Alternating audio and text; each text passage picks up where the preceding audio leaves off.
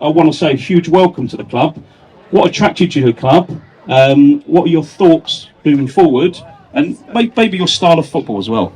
So I actually met James about 14 months ago when the previous manager left. We met about 2 or 3 occasions, and I've come so close to coming, and in the end I kind of wanted to stay loyal to the club I was at, and I was thinking it had gone away and I've missed the opportunity. And then so obviously I think last Thursday I was sitting on my sofa and then get a phone call from James, and then I wasn't going to turn the opportunity down twice. That's how it went. That's how it started. Brilliant. Yeah, so that's fantastic. And also, like that, I really picked it on when you was doing the interview as well about the community stuff.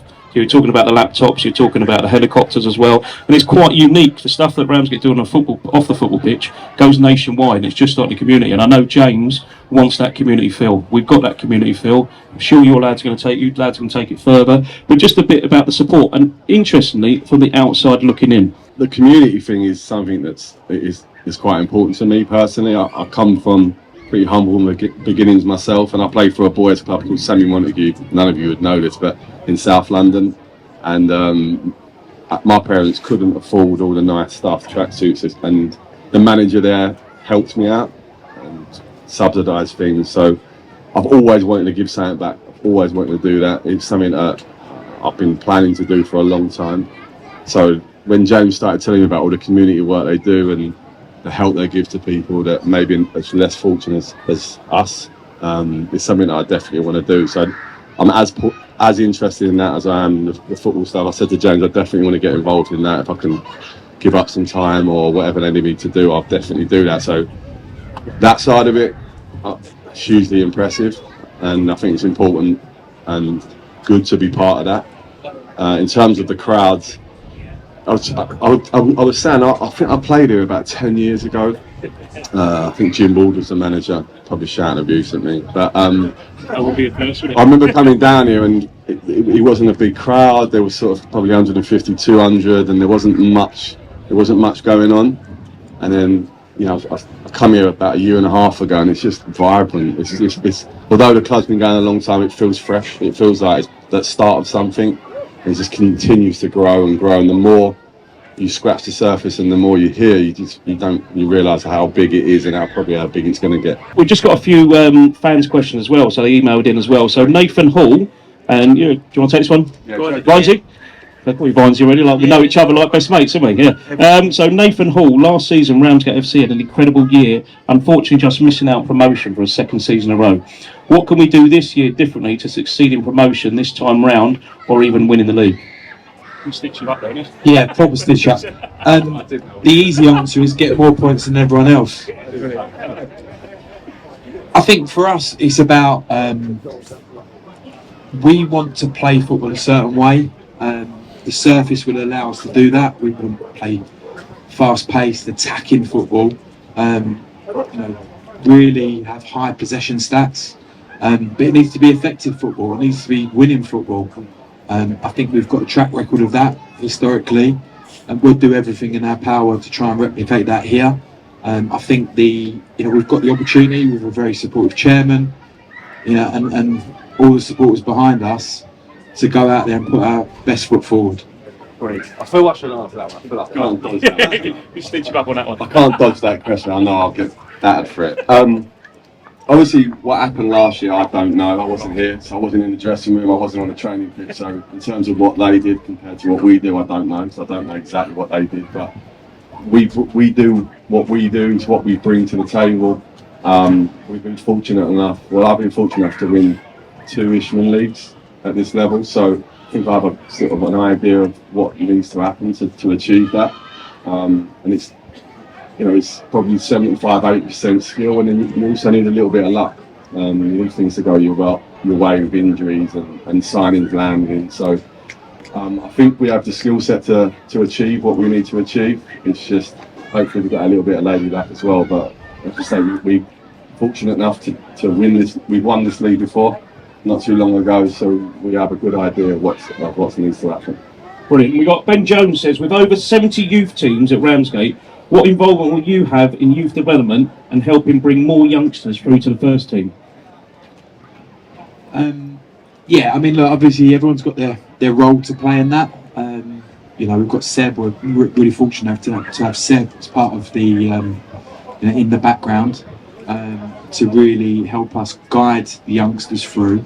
I mean, it's really challenging to bring youngsters from 18s into the first team, so there has to be that sort of segue in.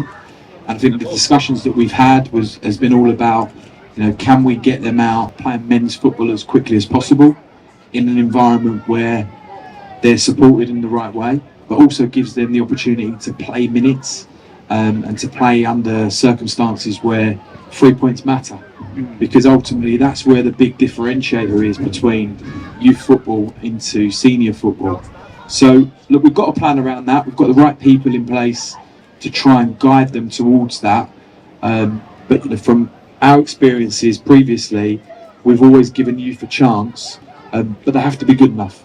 So you know, having a desire to be in the first team environment and having the will to do it and having the ability to do it, they all need to mesh together. So, what is your biggest achievement in football and biggest influence on football, Tony?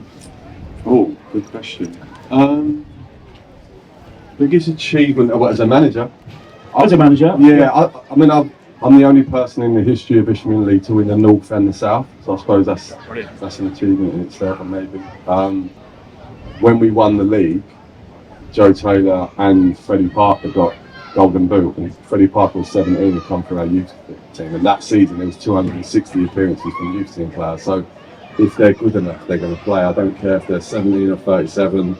If they're good enough and they come with the right attitude, they'll play. I really don't care about names or what money people think they're on. It doesn't bother me. No, I genuinely like. It's a clean slate for everyone. From last year's squad, this year's squad, youth team players, we'll throw it in the mix, and whoever's ready to go, we'll play them. So I'm excited about that youth team. It's important that I want them. Sometimes it's easy to direct it to the manager, but I direct it the other way as well. That we want them youth team players to have the desire and the hunger to want to come and play for us. Yeah. So, what do you believe the ceiling is for the club, and what would it take for us to be established in step 2? That's a question. I'll let him get some games first. Yeah.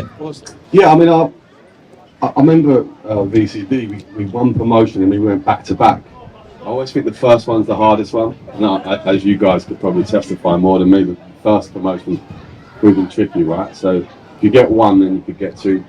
I think at Cray, we'd won the league in the following year, we would have won step 3, but then COVID stopped with 8 games to go. So we would have gone back to back there as well. So just concentrate on the first one. The first one's the hardest one. The first one's going to take the most effort. So the first one, once you get that, the momentum in football is massive. Like, you get wind in your sails, and everyone, the club, the fans, the players, the managers used to winning. You just run through league. So the scope for this club is, who knows? We've just got to get it going. Like, we've got to get it going. We just get that first one, let everyone celebrate, and then just keep going. Just keep attacking it. So it's just, for me, it's just concentrate on the first one. Get the first one done, and the rest looks after itself. Brilliant, and I'm sure the Ramsgate fans will look forward to winning the league as well. So just a couple more questions on Joe Taylor, obviously being the goal scoring sensation, local lad, massive smiles on both your faces. It's quite handy when you take over a team and JT's already here. So you had him for 4 seasons. Last season he broke all the records. He seems to every season break records. He's very humble. He's definitely a local lad as well, and the fans absolutely love him. But that's not always easy to come by as well. That goes through hard work, and I think all that he's done in the past has led to these moments now. And he's a very humble guy. He leads from the front as well. Always the last to sign autographs, which is really important at this level as well, to actually support. So just, a few words on Joe Taylor, what you expect this season, and how you've managed him before and how you think you'd imagine this time. Where is he? As soon as we got the role, I text Joe saying, are you ready to have arguments with me again? Because we've got a terrific relationship, and I push him. We both push him. As far as goal scorers go, at this level, the level above that probably, you can't question his ability. He's one of the very, very best. One of the very best certainly the best that I've worked with, one of the very best that I've seen. His improvement, when he worked with us previously, a great improvement, but that's down to his ability to to really soak that information in, and really his desire to be better. He's out of work, JT. Where is he? So you can Where's see JT? when Is he still digging here? him out. He's hard work, but he is bloody fantastic, and we're very, very lucky to have him.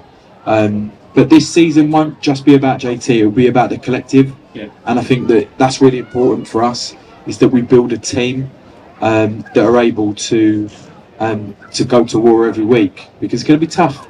The expectations are high.